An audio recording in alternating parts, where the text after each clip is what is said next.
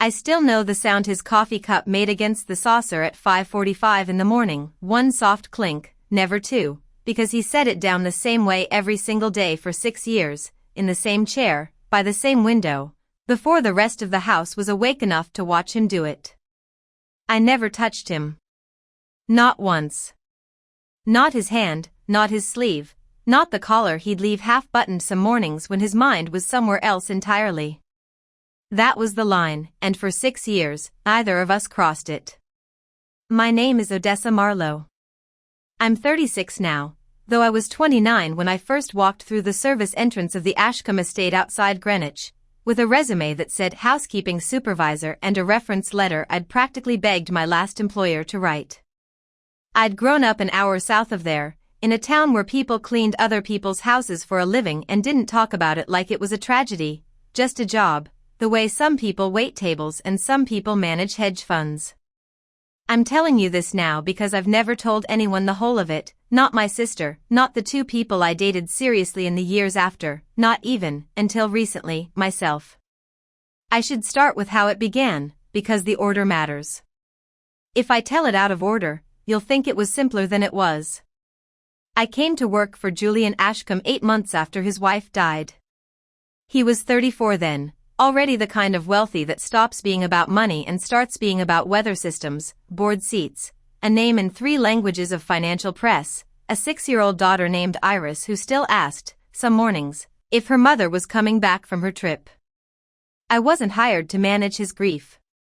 I was hired to manage a house that had 11 bedrooms and one very small, very frightened family rattling around inside it. The head of staff at the time, a formidable woman named Constance who'd worked for the family for 2 decades, trained me for 3 weeks and then retired to Florida, and somehow I became the person who ran the household without ever quite being told I was in charge of it. The house itself deserves a sentence or two, because it shaped everything that followed.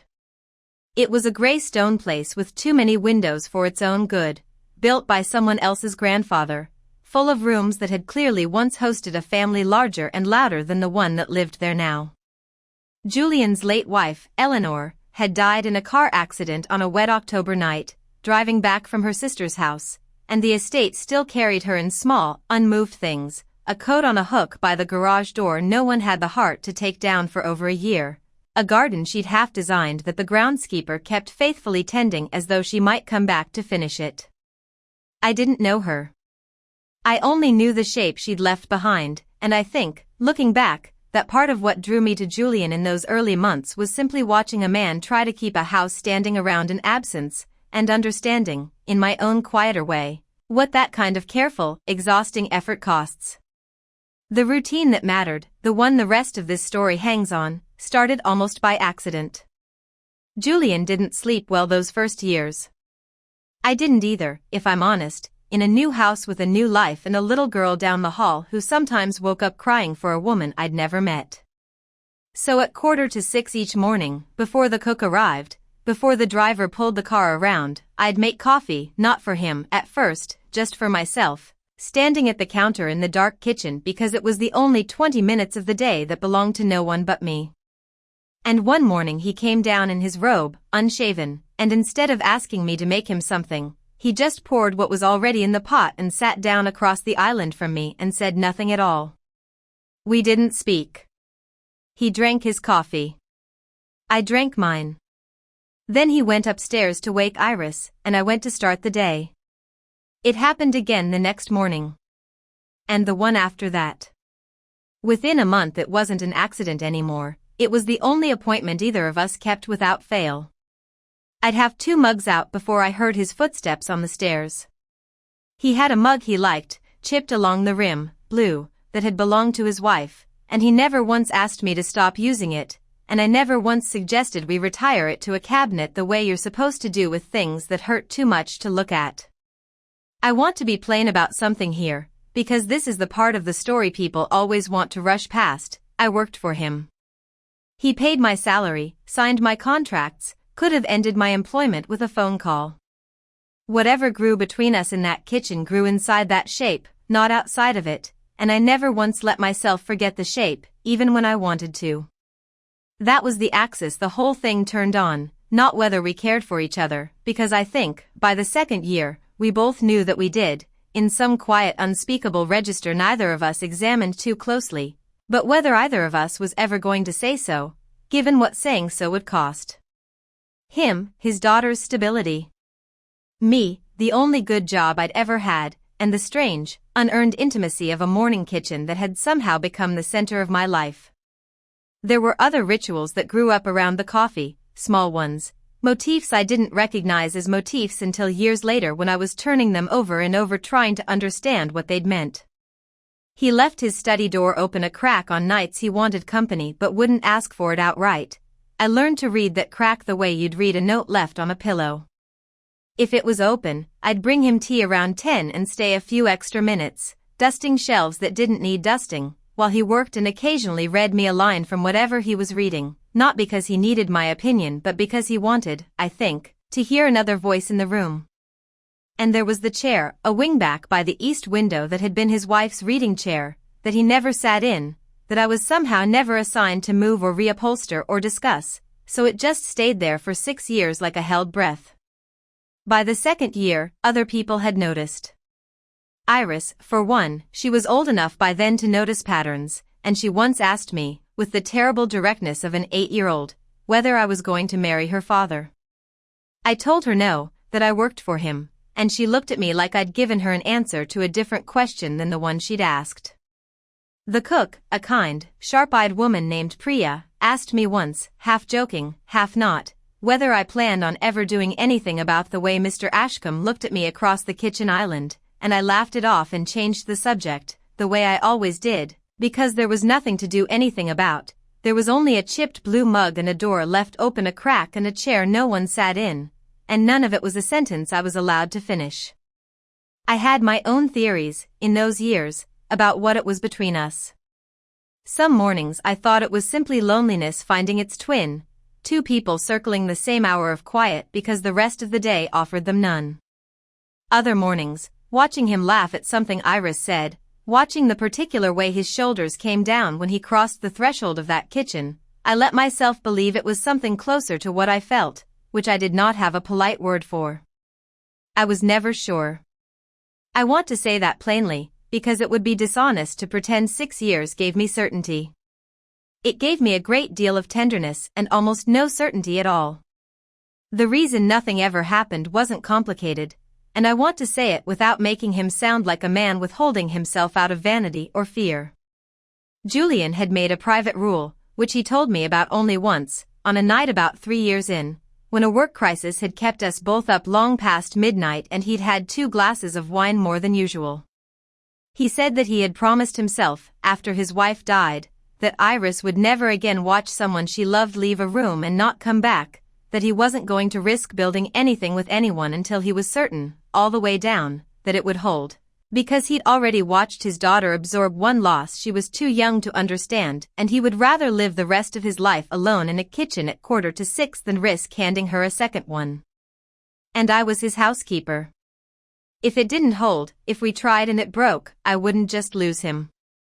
I'd lose the job, the house, the girl I'd half raised, all of it, in one collapse. He knew that. I knew it too.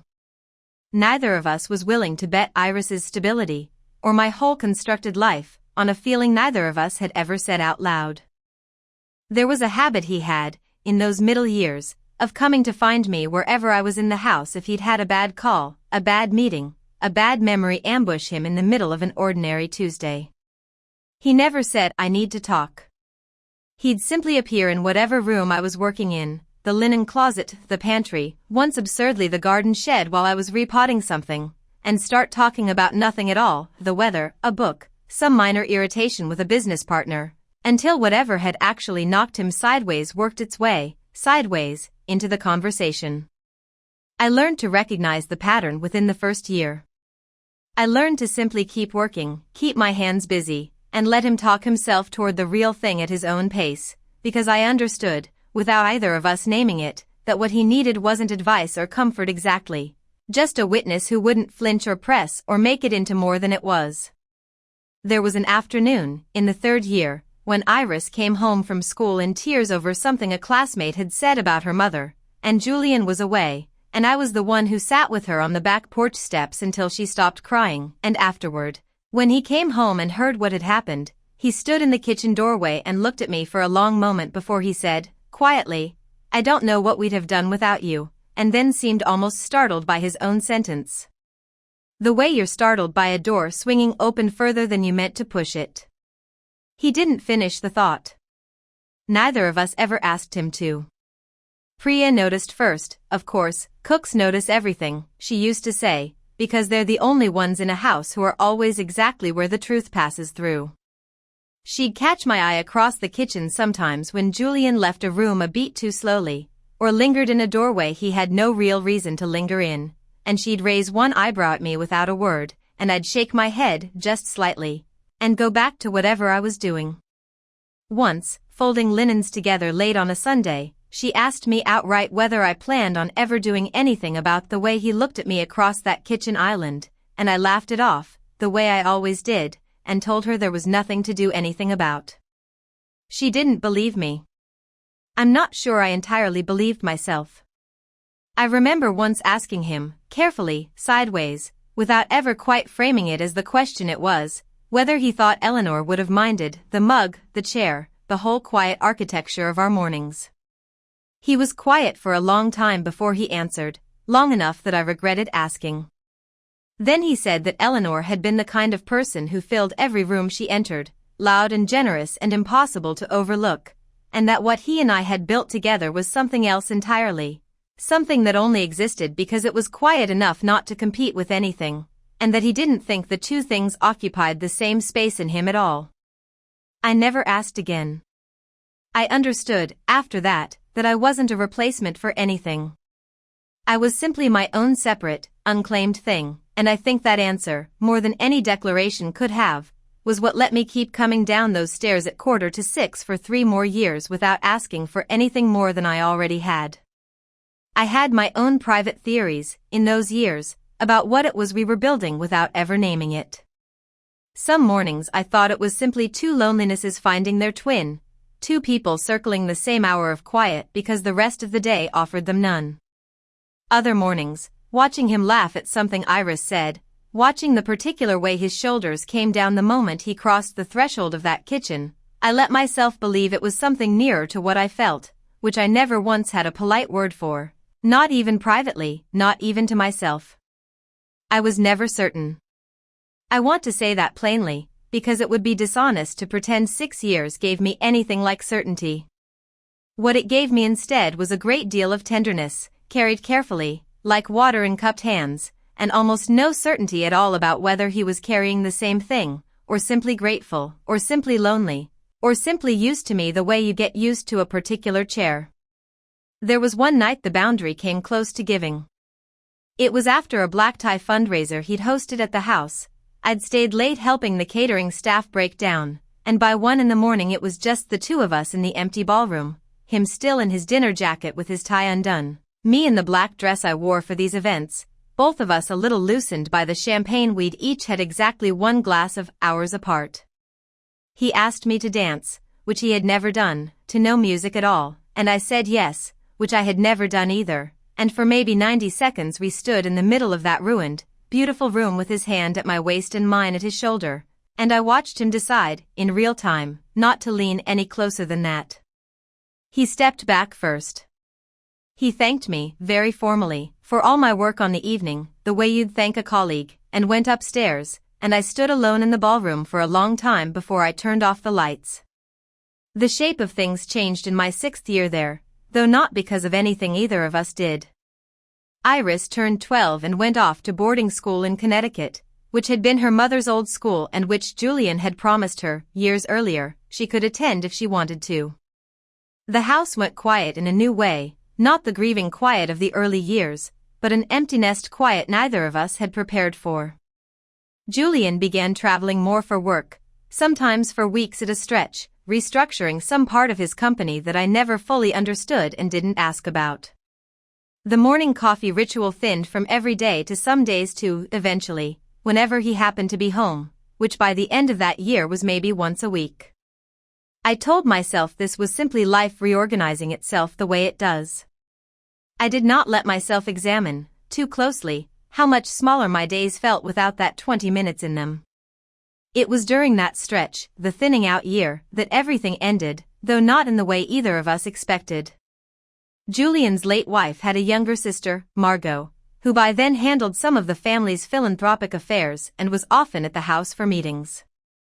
Margot had a daughter, Ivy, 17 at the time, who'd been struggling in ways the family didn't discuss openly, a bad crowd, some trouble at her school the year before, the kind of thing wealthy families are very practiced at keeping quiet. Ivy came to stay at the estate for a few weeks that spring, ostensibly to get some space, and I was the one who managed her while she was there, the way I managed everyone who passed through that house.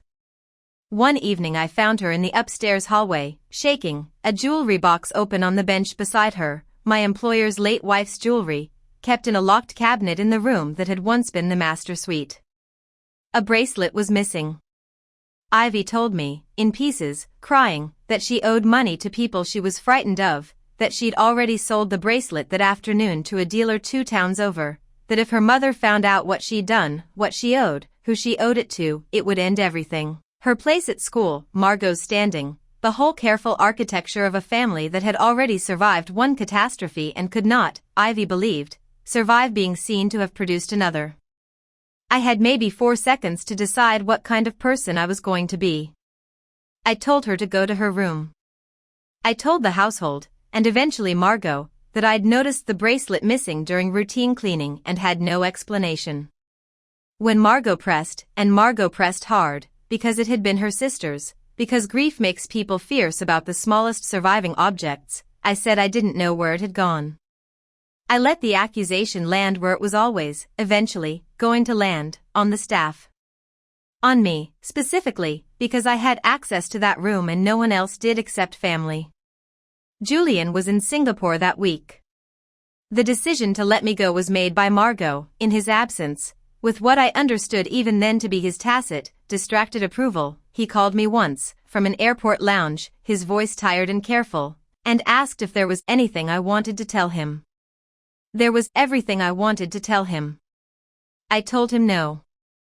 I said I understood, that I'd pack my things, that I was sorry for whatever had happened to the bracelet, though I wasn't sorry, not for the lie, only for the loss of him that the lie was buying me. He didn't fight it. I think, now, that he was too tired and too far away and too unwilling to believe the worst of either of us to fight for anything that week. I was gone from that house within 4 days, with a box of my belongings and no goodbye to the kitchen where I'd spent 6 years of 5:45 mornings. I built a life after that, a smaller one, in a rented apartment 40 minutes away, doing housekeeping for 3 different families who never once made me feel like the center of a room. I told myself I'd done the right thing. I believed it, mostly, on the days I let myself believe anything at all. What I couldn't tell anyone, not my sister, not the man I dated for a year after, kind and steady and entirely unlike anyone I'd need to sit in silence with at dawn, was how much of my grief that spring wasn't for the job. It was for the coffee. For the crack in the study door. For a chair no one sat in, that I would never see again. I used to wake at 5:45 out of pure habit, in that new apartment, and lie there in the dark not knowing what to do with 20 empty minutes that had once belonged to someone else's kitchen. I never told anyone what had actually happened with the bracelet, not even when it would have cost me nothing to say it. My sister assumed I'd simply been let go over some minor dispute. The man I dated assumed the same. I let both assumptions stand, because the alternative, explaining that I'd chosen a stranger's frightened daughter over my own 6 years of quiet devotion, would have required explaining the devotion too, and that was a door I wasn't ready to open for anyone who hadn't lived on the other side of it with me. 6 years passed like that. I started my own small housekeeping company, 3 employees, a decent client list, a life I was, by most measures, proud of. I hadn't spoken to anyone from the Ashcombe house since the week I left, and I'd stopped, mostly, letting myself wonder. Then, this past winter, I got a call from Priya, the cook, older now, retired, who'd kept my number all those years out of some stubborn loyalty I hadn't earned and never asked for. She told me Ivy, 23 now, newly out of a rehabilitation program she'd finally agreed to after years of resisting it, had done what people in recovery are asked to do, made amends. She had sat Julian down at his own kitchen island, the same one, and told him, in full, what had actually happened to his late wife's bracelet, and to me, 6 years earlier. That I had known everything. That I had said nothing to protect a frightened 17-year-old from a mistake that wasn't mine to punish her for, and had let myself be fired, and had never once, in 6 years, tried to correct the record or ask him for anything. Priya told me Julian didn't say a word for almost a full minute after Ivy finished.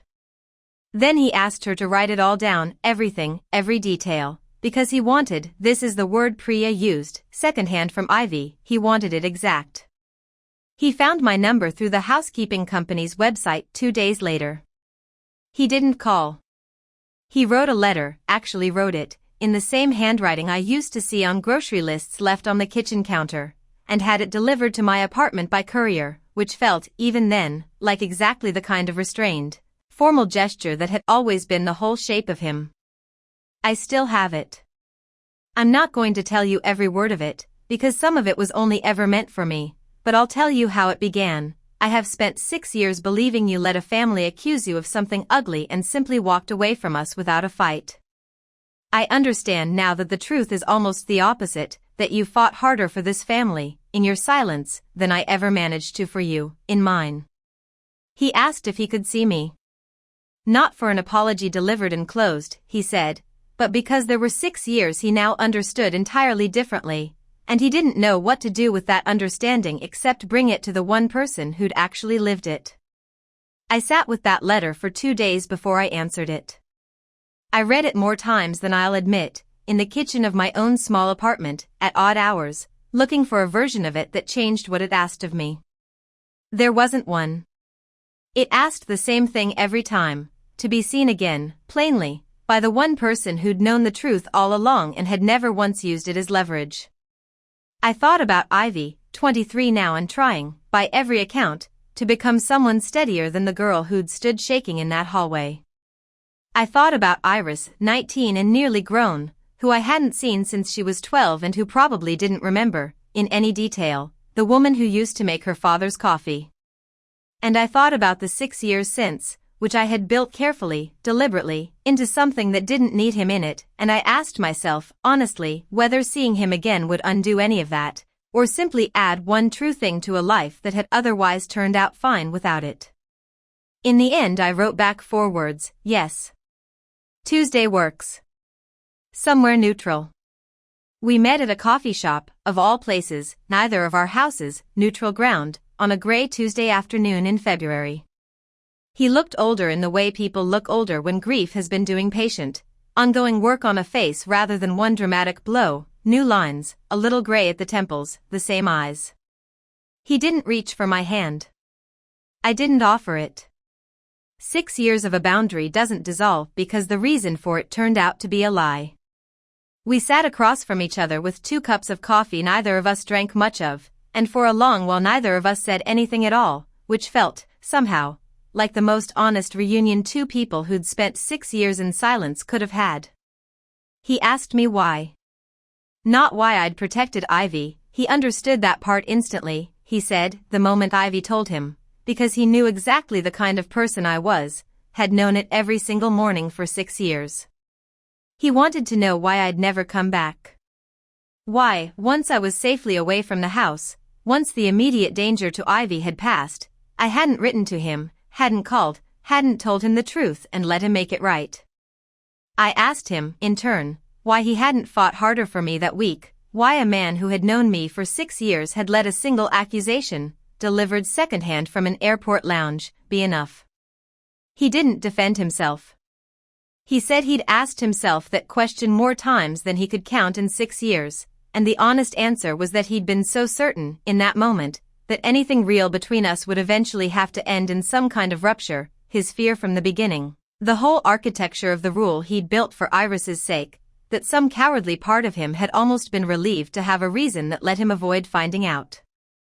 It was easier, he admitted, to lose me to a lie he only half believed than to risk losing me to something he'd chosen. I didn't tell him that was unforgivable. I didn't tell him it wasn't. I let it sit on the table between us the way the coffee sat, going slowly cold, because some things don't need a verdict, only acknowledgement. I told him the truth, which was that I hadn't trusted myself to write that letter without writing the other letter too, the one where I told him everything else I'd never said, and I hadn't been willing to hand him both truths stapled together, the sacrifice and the feeling, because I was afraid the second one would make the first one look like a transaction. Like I'd done it hoping to be owed something. I never wanted him to think that. I still don't. He sat with that for a long moment, turning his cup a slow half-circle on the table, and then he said the closest thing to a declaration I ever heard from him in 11 years of knowing him. He said that he'd sat in that kitchen alone almost every morning since Iris left for school, at 5:45, out of a habit he'd never examined, and that it had taken him 6 years and another person's confession to understand that he hadn't been keeping a habit at all. He'd been keeping a chair for me, the way he'd once kept one for his wife, without ever letting himself say so, because saying so would have meant admitting how much of his quiet life he'd built around 20 minutes with someone he was never supposed to want. We didn't fall into each other's arms across that coffee shop table. That isn't what this was, and I think if it had gone that way I wouldn't trust the telling of it even now. What we did was talk, really talk, for the first time in 11 years, about Ivy, about Iris, who is 19 now and about to graduate, about the wife whose chair had sat empty in that study for a decade and whose bracelet had cost me a job and given me, eventually, the one honest conversation of my life. He told me the chair was gone now, he'd finally had it reupholstered the year before, not thrown out, just changed, which felt like the kind of detail that meant more than he probably intended it to. I didn't move back into that house. I want to be honest about that too, because I know what kind of ending some of you might be hoping for, and it isn't the one I'm going to give you. I have my own company now, my own small apartment, a life I built entirely without him in it, and I wasn't willing to fold it back into his orbit just because the truth had finally caught up to both of us. But I do see him, now, some mornings, not every morning, at a coffee shop halfway between his house and mine, at 5:45, before either of our days have properly started. We don't talk about what we are. We've never used that word, not once, not even now. We just sit, 2 cups of coffee between us, and let the 20 minutes be exactly what they've always been, the only part of either of our days that has never asked either of us to explain it. I think, in the end, restraint isn't the absence of love. I think sometimes it's the shape love takes when the people holding it are too careful, or too frightened, or too responsible for other people's stability to let it take any other shape at all. I don't know if what Julian and I have now is the beginning of something or simply the long, quiet coda to something that already happened years ago, in a kitchen neither of us has ever fully left. I've stopped needing to know which. Some mornings, a chipped blue mug and an unhurried silence are the whole of the sentence, and I've learned, finally, not to need it finished. If this story stayed with you, join our community by hitting that like button and subscribing for more quiet, honest stories.